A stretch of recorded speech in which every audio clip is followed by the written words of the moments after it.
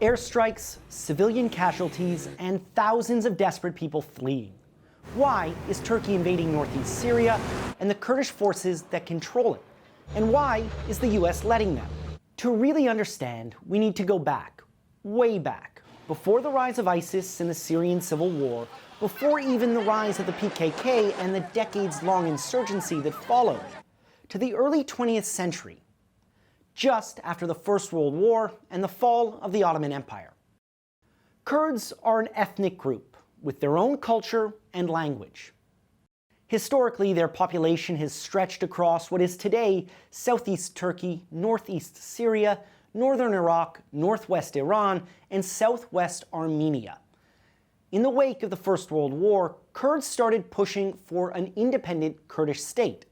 But when the maps were drawn, Kurdistan was nowhere to be seen. Ever since, Turkey and its significant Kurdish population have been at odds. In the 1920s and 30s, many Kurds were resettled, and Kurdish names and culture was actively crushed. It wasn't until the late 1970s and early 1980s, though, that the modern conflict really started heating up. In 1978, Abdullah Ocalan established the PKK and called for an independent Kurdish state within Turkey. In 1984, the group started an armed struggle against the Turkish government. For decades, the two fought a bloody and violent conflict that in many ways is still ongoing. What's happening now in Syria is an extension of that conflict. The Syrian Democratic Forces, which is comprised primarily of Kurds, emerged from the 8-year civil war as a major player in the region. They spearheaded the fight against ISIS and, with the help of the US, drove the caliphate out of territorial existence.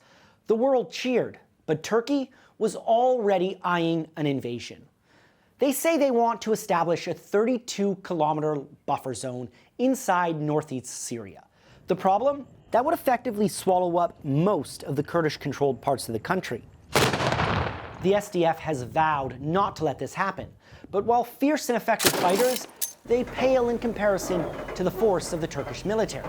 Turkey wants to extinguish any hopes of an independent Kurdistan, even if it's not within its own borders. The US, meanwhile, according to Donald Trump, just want out. All of this leaves the Kurds in a difficult spot, and it's unclear how any of this gets resolved.